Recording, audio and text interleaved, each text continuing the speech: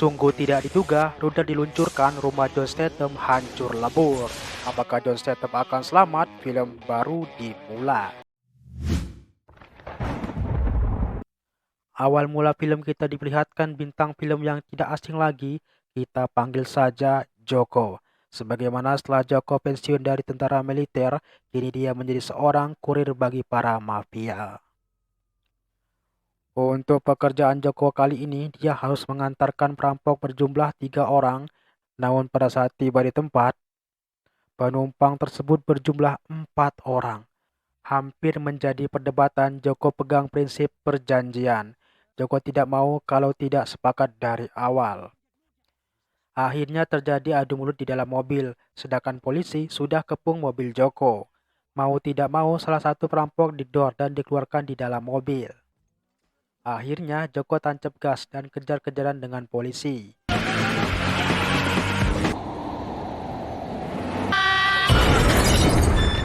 Hampir para perampok dibuat mabuk dan jantungan saat menaiki mobil Joko. Joko ahli mengendarai mobil akhirnya lolos dari kejaran polisi dan tiba di tempat yang telah dijanjikan. Joko diberi uang lebih dari perampok untuk mengantar mereka, namun Joko menolak tetap sepakatan awal.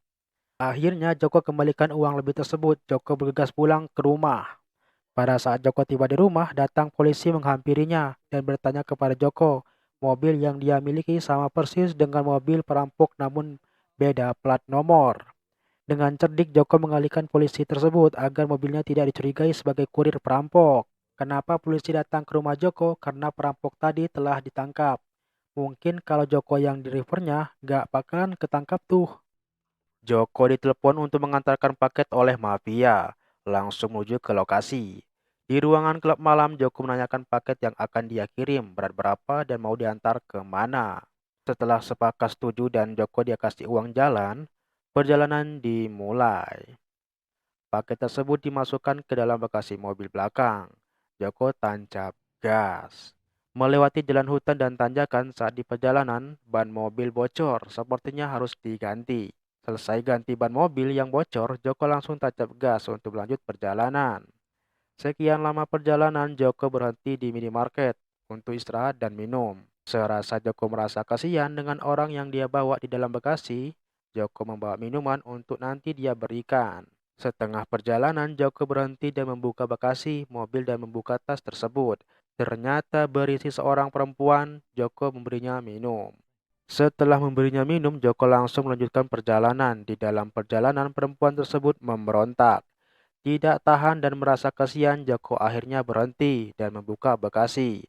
Perempuan tersebut ingin buang air besar. Joko agak ragu perempuan tersebut keluar dari mobilnya.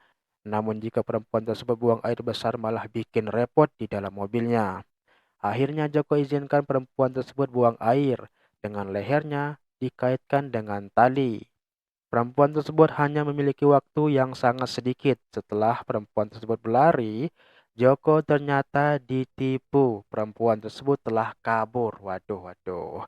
Oke, kita panggil aja perempuan itu namanya Dewi ya. Joko mantan tentara tentu sangat gampang untuk menemukan Dewi.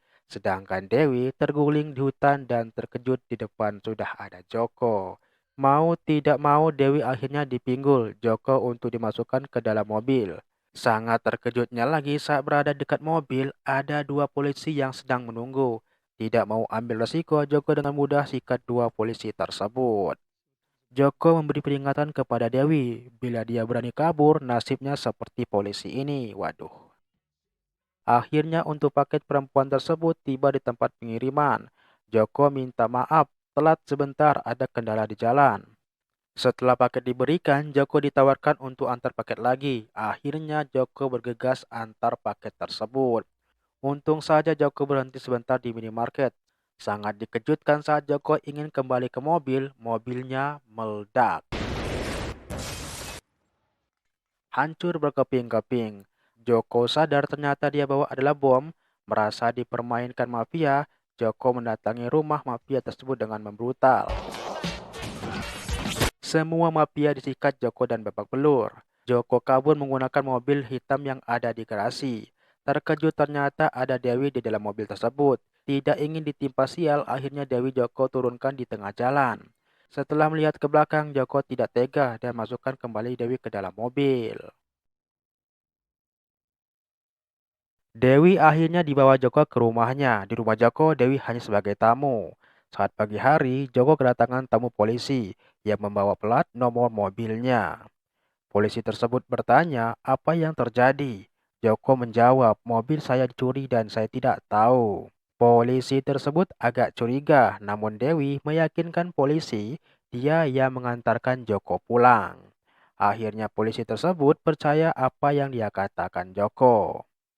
Setelah polisi tersebut pulang, terjadi yang tidak diinginkan, rumah Joko dirudal dan ditembak hingga hancur. Untung saja, Joko ada di ruangan rahasia untuk berlindung dan berenang di dasar sungai, menuju pelabuhan dan rumah yang aman. Joko dan Dewi pergi ke kantor polisi untuk melaporkan rumah Joko yang habis terbakar dan meyakinkan siapa melakukannya. Polisi berkata dia tidak tahu. Setelah polisi pergi keluar sebentar, Dewi akhirnya membuka komputer polisi tersebut dan mencari data mafia dan akhirnya ketemu. Joko dan Dewi bergegas ke kantor mafia tersebut, di mana mafia tersebut ditodong pistol. Sedangkan Dewi mencari berkas. Tidak beberapa lama muncul bos mafia, ternyata ayah dari Dewi sendiri. Dewi dan ayahnya saling menyalahkan karena ada 400 orang yang tersekap di dalam kontainer, kata Dewi. Namun ayahnya membantah dan menghajar Joko hingga pingsan. Tidak bisa berbuat apa-apa, datang polisi dan membawa Joko di ruangan tahanan kantor polisi. Setelah sadar, ternyata Joko berada di ruangan penjara, di mana polisi menyatakan kepada Joko apa sebenarnya yang terjadi. Joko menjawab ada yang harus diselamatkan, orang di dalam kontainer. Agar Joko bisa bebaskan orang banyak tersebut, akhirnya polisi berpura-pura ditahan Joko menggunakan pistol untuk kabur. Tiba di dermaga, polisi tersebut telah siapkan kapal dan senjata untuk bebaskan orang yang berada di kontainer. Walaupun jumlah mafia terlalu banyak di gudang, sedangkan hanya Joko sendirian dan akhirnya Joko membrutal. Hampir saja nyawa Joko tidak tertolong.